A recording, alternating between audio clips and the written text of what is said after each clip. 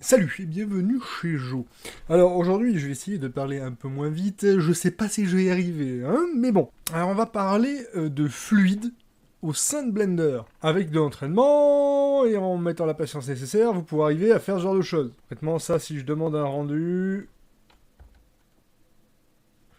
on y sera dans 2 jours. Je vous en mettrai un aperçu supplémentaire à la fin de la vidéo.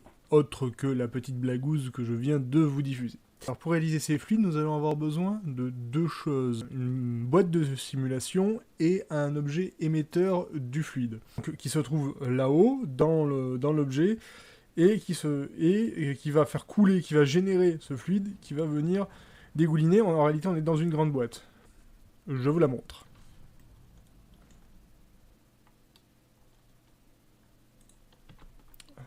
Donc voici cette boîte à qui j'ai donné le comportement approprié. Alors on va recommencer, on va faire à zéro, on va faire comme si on voulait simplement faire couler de l'eau. Je vais pas commencer à faire un cours sur tous les détails. Bon, je vais vous donner les petites astuces pour faire un verre, par exemple, juste comme ça. Mais guère plus. Voyons. Commençons par choisir de faire une petite bouboule. Donc, vu que sa surface va se transformer en eau de manière perpétuelle, on va dire qu'il faut que ce soit pas quelque chose de trop énorme. Après, pour l'insérer, vous voyez, je vais donner la forme d'une pastille ici. Je sais pas si vous voyez, voilà. Je lui avais donné cette forme-là. Vous voyez, et ça a donné ce volume-là. Ça va vous donner une petite idée. Donc ce que nous allons faire à cet instant, c'est que nous allons créer... nous allons créer cette bouboule. On va créer un cube.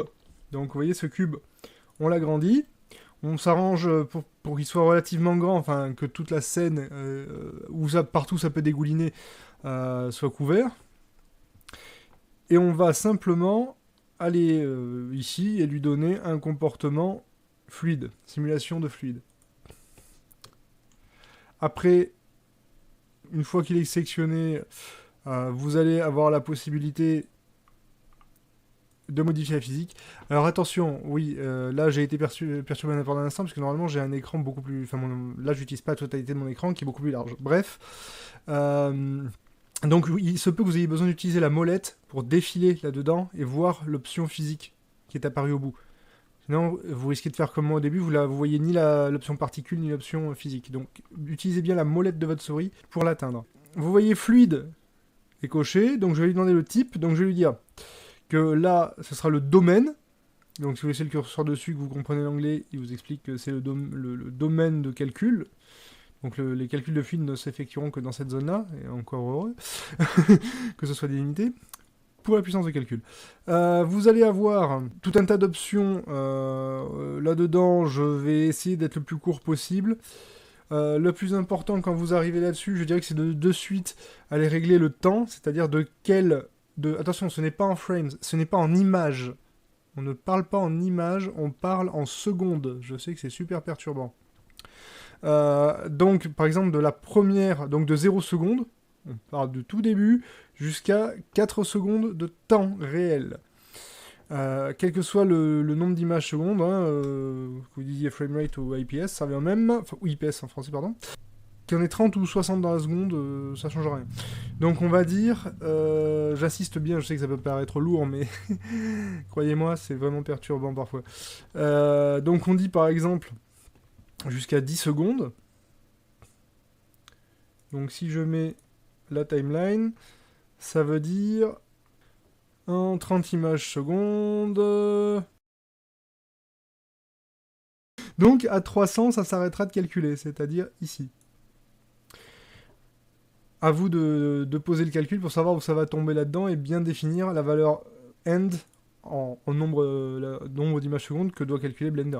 Alors évidemment, si c'est pour sortir une image par seconde, on s'en fiche, mais si c'est pour faire toute une vidéo, si vous vous en rendez compte à la fin du rendu, vous allez vous maudire et maudire vos enfants et vos petits-enfants. Bref, donc faites-y attention, j'insiste bien. Une fois qu'on a fait ça, on fait une petite pause de ce côté-là, on va sélectionner sa sphère, on lui dit fluide, ou en rajoutant le modificateur, enfin ça revient au même. Et on va lui dire que ici, alors soit on peut dire qu'elle-même devient un liquide, auquel cas le liquide ne réapparaîtra pas après, il va se contenter de... ça va se liquéfier et couler. Soit, plus compliqué, on va faire un inflow, c'est-à-dire un influx d'eau. C'est-à-dire que ce truc-là, mettons, elle est comme ça, j'ai son... Alors je lui dis par exemple, se référer à ses coordonnées locales, et je vais, mettons, me mettre à côté, faire un R, faire 180 pour la retourner, donc je me retrouve avec le Z en bas, et lui dire, ou non, plutôt le Z, on va le tourner un petit peu, vous voyez, que ce soit légèrement de biais. D'ailleurs, je vais le mettre plutôt comme ça parce que c'est plus sympa, je trouve. Et je vais lui dire 1 mètre seconde. Et donc, je vais avoir le débit qui va jaillir de ce truc-là. Donc, soit ça jaillit de la... Alors, le mieux, c'est de faire jaillir de la coque, hein, dans le cas présent, puisque c'est une sphère. Donc, s'assurer que ce soit bien à l'intérieur.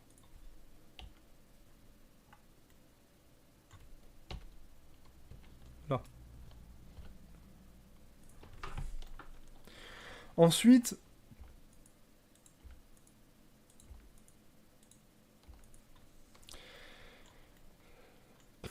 Donc, ensuite, on va aller resélectionner ça. Et on va lui dire, pour faire simple, on va se contenter de lui donner une résolution correcte. Alors, de base, il met 65. Moi, je trouve ça extrêmement faible. Voilà, vu que je veux un vrai fluide. Je veux pas un truc qui ressemble à rien. Et je vais lui demander de me cuisiner ça. Donc là, il me dit 720 mégaoctets. Estimé. Alors, évidemment, si vous avez des machines faibles, oubliez ce tuto. Mais par contre, une bonne carte graphique avec une bonne VRAM. Alors, vous avez un PC portable? Allez le revendre, achetez un fixe. Achetez une tour avec une vraie carte graphique de costaud. Dans tous les cas, il vous faut suffisamment de mémoire vidéo. De préférence bien rapide. Ainsi donc, nous avons notre glouglou. Alors, vous voyez dans le temps, bon là, comme j'ai mis une frame par erreur, c'est-à-dire que quand j'ai bougé l'émetteur, vous voyez, j'avais laissé en marche ceci. C'est le générateur d'images clés. C'est-à-dire que quand vous déplacez un objet, vous placez où vous voulez dans la timeline, vous déplacez un objet, ça vous génère automatiquement une clé. C'est-à-dire que si j'en mettais une, si j'en avais eu une ici, il aurait fallu que je fasse... Alors je vais pas le supprimer maintenant, mais avec, il suffit de me mettre sur l'image ici. Il suffit de me mettre sur l'image et de faire un Alt-I, et je peux cliquer pour supprimer l'image clé que j'ai posée accidentellement. Bon là, je vais pas le faire, puisque j'ai fait mon calcul de fluide en fonction de ça. Donc bref, ce petit fluide que je vous ai fait en exemple, j'aurais pu l'influencer en lui mettant des obstacles, y compris l'intérieur d'un verre par exemple. J'aurais très bien pu, je sais pas, on va dire, voyons, faire un cylindre, comme ça, et puis passer en édition, sélectionner le haut, faire, je sais pas, un inset, on va dire, comme ça. Hop. Vous voyez les boutons, hein, qui s'affichent. Donc, c'est un I, ça touche I, hein, pour une découpe vers l'intérieur. Donc ensuite, faire une extrusion, E, hop. Voilà. Donc là, ça m'aurait fait un conteneur. Qu'ensuite, j'aurais fait un contrôleur pour faire des découpes sur la surface extérieure. Donc j'aurais fait ça. J'aurais mis une autre découpe bien en bas. Voilà, vous allez comprendre pourquoi. Parce que une fois ça fait, je lui aurais simplement demandé de me mettre un modificateur et de mettre une sous-surface, lui demander de faire 4 mulk. En gros, il adoucit le truc. Et donc l'avantage d'avoir mis des découpes, vous voyez, c'est que on peut limiter la déformation. Voilà l'idée. Donc j'aurais pu le mettre bien bas, comme ça. Hop, vous voyez. Et enfin bref, Alors l'intérieur, j'aurais pu pareil aussi me rajouter des découpes à l'intérieur, enfin bon voilà, vous comprenez l'idée, et faire couler ça à l'intérieur, sauf que ça serait passé au travers. Donc il aurait fallu que j'ajoute ceci, lui demandant de mettre un obstacle, et à ce moment-là, vous auriez vu le liquide le remplir, tout simplement, jusqu'à déborder, évidemment. Il n'y a pas de problème. Sachant que si vous voulez que le truc s'arrête en cours de route, si vous voulez qu'il s'arrête de dégouliner en cours de route, ou du moins que le flot se tarisse, ou un truc dans le genre, vous le sélectionnez, vous vous placez... Ah bah tiens, j'ai encore généré une keyframe. Vous voyez, les infos sont là. Alors vous placez tout simplement, vous pouvez arrêter l'influx, arrêter la génération, ou n'importe quoi. D'ailleurs, il vous suffit de faire un clic droit sur une des caractéristiques, modifier par exemple le débit, là. Allez, hop, en Z, hop, voilà. J'aurais pu faire ce que je voulais, on va dire, même sur le enable, j'aurais pu désactiver tout simplement, et à partir de cette clé-là, il arrêtait de générer de l'eau. Donc elle aurait continué à couler jusqu'à ce qu'il n'y en ait plus. Ça se serait arrêté calmement. Donc n'oubliez pas, clic droit, et puis vous rajoutez une image clé à l'endroit où vous voulez. Et regardez, hop, ça devient orange, et à ce moment-là, si je décoche, ça se coupe. Donc l'avantage d'une image clé, c'est qu'on peut lier une caractère, n'importe quel paramètre dans Blender, à une image clé, lui dire crack sur cette image, et donc sur celle-là, bah, cette valeur, elle va changer. Sachant que on aurait pu mettre, par exemple ici, activer, mais là désactiver, et un peu plus loin, je remettais une image clé et je réactivais. Comme ça fait ça s'arrêtait et puis ploup, ça recommençait. Pourquoi pas. On a toutes les possibilités. C'est pas un problème. Je pourrais vous montrer tout ça, mais je suis désolé, vu les temps de rendu à chaque fois, ça serait vraiment casse-pied. Je vais vous montrer après une super jolie vidéo à la fin, promis, juré. Même si elle a une eau un peu spéciale, parce que je voulais m'amuser et surtout un petit peu raccourcir j'ai diminué le côté, enfin un peu moins translucide à un certain moment pour accélérer un peu les choses. J'attends un nouvel cadre graphique. Bref, donc maintenant je clique. Vous voyez que le volume que j'avais tout à l'heure n'existe plus. Enfin, plus exactement, il existe toujours, mais il est devenu de l'eau. C'est-à-dire que si je fais tab, je le revois. Donc je peux le rééditer. Je peux rééditer ses faces, par exemple, etc. Il n'y a pas de problème, mais si je veux relancer le calcul derrière. Le domaine est devenu le fluide. Donc, ce que je fais, c'est que déjà, je reprends la boule à partir de laquelle ça a été généré. Je la supprime pas, ça serait bête, on pourrait vouloir recalculer le truc, donc il faudra la recréer, ça sert à rien. Par contre, je peux la cacher dans l'éditeur, ici, ou je peux et je peux même la cacher au rendu. Pour ne plus qu'elle apparaisse, ça sert à rien qu'elle apparaisse dans le rendu final, elle va vous gêner. Donc on la planque, et puis si on en aura besoin, on verra plus tard. Donc, ce que je vais faire, c'est que là, je vais mettre un matériau quand même. Hein, parce que là, je veux dire, là, si je retire ma caméra, si je fais... Voilà, pas très intéressant. Hein, vous en conviendrez, j'imagine. Donc, nous allons dire... Voyons. Oh. Voyons le matériau que j'avais fait tout à l'heure. Alors... Node Editor. On va dire... Alors, le concept est assez simple. Soit vous utilisez le matériau glace, c'est-à-dire quand vous faites le matériau, vous avez le shader glace, soit... Alors, je vais vous le montrer. Maj A. Et nous avons le glace BSDF. Donc, qui va nous faire automatiquement du vert. Alors je vais vous montrer comme ça, mais il faudrait peut-être que je mette de la lumière d'abord. Alors que la lumière soit, on va pas s'enquiquiner, on va mettre un soleil là. Donc là, vous voyez, glace, ça nous fait une sorte de vert là. Bon, direct. Alors on pourrait le mettre là-dessus. Ça pourrait suffire. Ce que je vais faire, c'est que je vais vous mettre... On va mettre au-dessus... Voilà, notre copine, elle va le... qui va devenir très brillante aujourd'hui. On va lui dire une émission. On va lui dire d'émettre...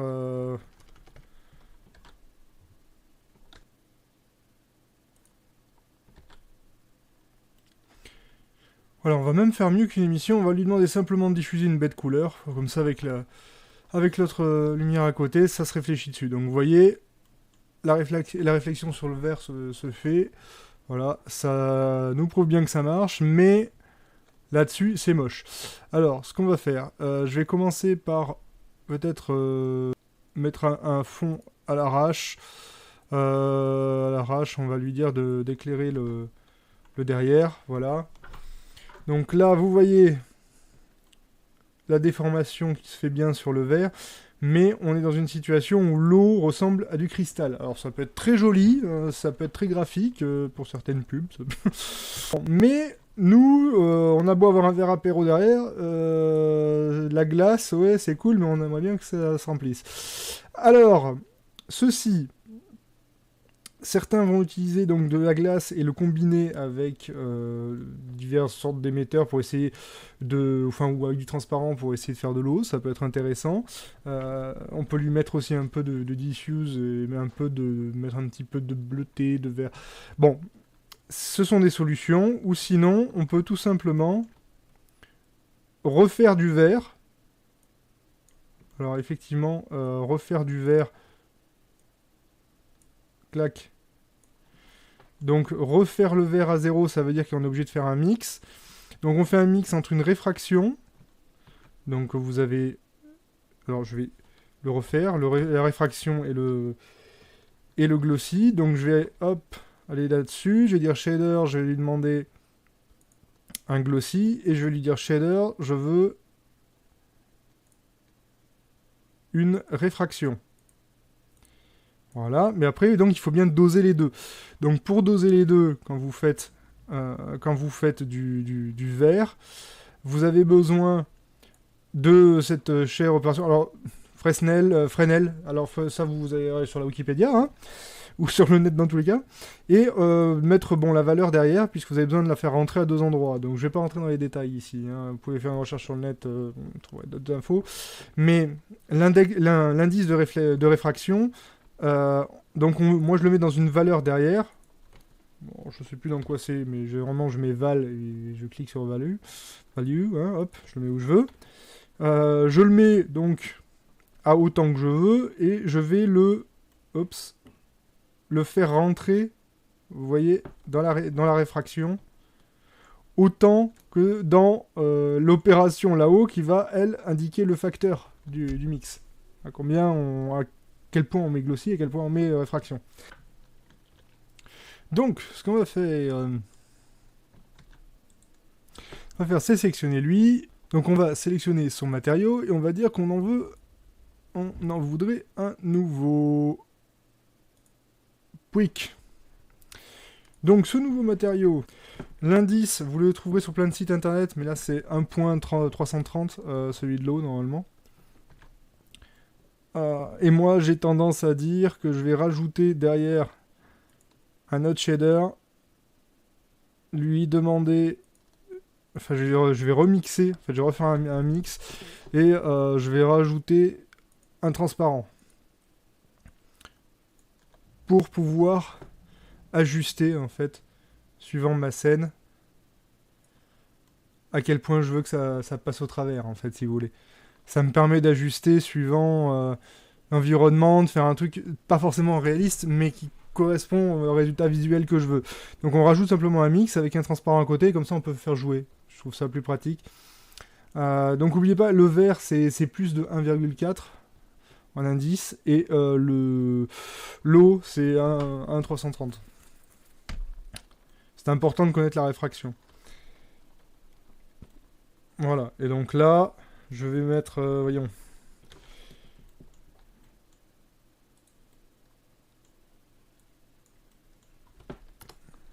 Rotation sur Y. Voilà. Là, je ferais bien de reculer quand même parce que... Oui, je passe toujours 3 heures à trouver mon angle de caméra qui me plaît. Je suis difficile. Donc, là, on va faire un petit F12 pour avoir un rendu de l'image. Alors ça dépend après de la puissance de votre engin. Si vous regardez en haut, celle-ci, elle prend pas trop de mémoire. Ça va. Mais bon, après, au niveau puissance de calcul, ça dépend de la définition que vous avez demandé, des décors, etc. Après, ça dépend aussi de ce que vous allez avoir configuré comme profil pour ces calculs. J'ai expliqué ça dans ma vidéo sur les matériaux. Vidéo, dieu de la vidéo, s'il te plaît, aide-nous. Nous voilà donc avec notre résultat. Ou à très peu de choses près, c'est presque fini, voilà. Comme vous voyez, on a des rebords qui sont très tranchés, puisque c'était les rebords de la simulation. Évidemment, on aurait pu agrandir le cube de base pour que ça aille plus loin. À tout moment, de toute façon, on peut le resélectionner. Donc là, on a notre image. Je peux... hop, je fais un petit échappe.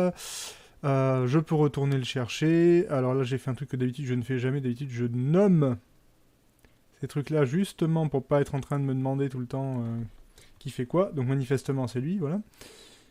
Donc je fais clic dessus et je dis, exemple, O, voilà. Dans tous les cas, je pourrais le déployer et récupérer le cube de base. Et lui redemander de me calculer, de me cuisiner ça, comme il dit si bien. C'est pas un problème, hein. Dans tous les cas, si vous voulez éviter les surcharges de calcul, n'oubliez pas, vous pouvez définir la résolution. Donc là, moi j'ai mis 200 parce que c'est ce qui me semble le plus correct quand on veut de la fluidité qui ressemble à de l'eau. Après, si c'est par exemple du pastis, généralement, si on le voit juste couler et qu'on voit pas trop le détail du verre, on peut descendre un petit peu. Après, c'est à chacun de voir. Après, on a la vitesse aussi. On peut influer sur la vitesse pour faire des ralentis, de l'eau qui coule au ralenti. Ça peut être magnifique. Ou en accéléré, enfin, méga torrent. Ça peut être... Enfin, on peut jouer sur cette vitesse et y compris mettre une keyframe pour la faire accélérer ou ralentir. Donc faire des effets à la Matrix, sympa.